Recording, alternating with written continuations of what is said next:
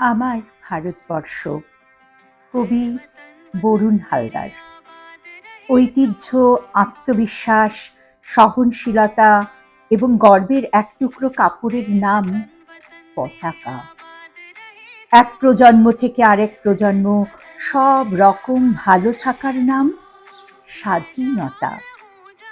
সোনার মাটির লোভে বহু প্রতারক বহুবার ছলে বলে কৌশলে রক্তাক্ত করেছে, দখল করেছে, সাম্রাজ্য বিস্তার করেছে যে মাটিতে, সে মাটি আমার মা। বীর সন্তানেরা নতুন ভোরের আশায় স্টেনগানের সামনে শিরদাঁড়া শক্ত করে দাঁড়িয়ে তাজা রক্ত ঢেলে দিয়ে রক্তকালিতে এঁকেছে যে সীমারেখা, সে ভূখণ্ড আমার দেশ।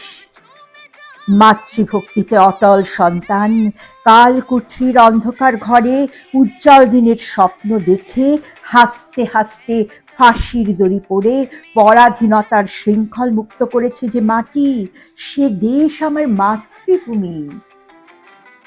মানচিত্রের ভিতরের যে মাটি আমার মাতৃগর্ভ, আমার প্রথম দেখা আলো, আমার ভালোবাসা। যে মাটির অন্নদানা খেয়ে, বাতাস নিয়ে, শিক্ষা সংস্কৃতি নিয়ে বড় হয়েছি, বেঁচে আছি, প্রজন্ম এগিয়ে নিয়ে যাচ্ছি উন্নততর ভবিষ্যতের আশায়। সে মাটি আমার মায়ের স্নেহের আঁচল। এ মাটির পায়ের তলার মাটি এখন শক্ত, জলে স্থলে আকাশে শক্ত মেরুদণ্ডে শত্রুর চোখে চোখ রেখে জবাব দিতে পারে।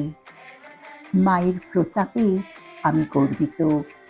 এ মাটি শুধু রেখাচিত্র নয়, পাহাড়, সমুদ্র, মরুভূমি, সুজলা সবুজ সমতল ভূমি, বিবিধ সংস্কৃতি সম্প্রীতির উজ্জ্বলতম আলো। মাঝে মাঝে অবাধ্য সন্তান মায়ের চোখের জল ঝরায়, তবুও মা ঘৃণায় দূরে ঠেলে দেয় না, স্নেহের আঁচলে দু হাতে বুকে জড়ায়। মা তো মাই হয়। কালের নিয়মে জীবনের যবনিকা আসবে একদিন, শান্তিতে শায়িত হব যে মাটিতে, সে মাটি আমার মা, আমার ভারতবর্ষ, আমার মা, আমার ভারতবর্ষ।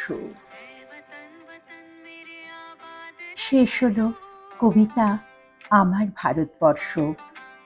কবিতাটি লিখেছেন কবি বরুণ হালদার।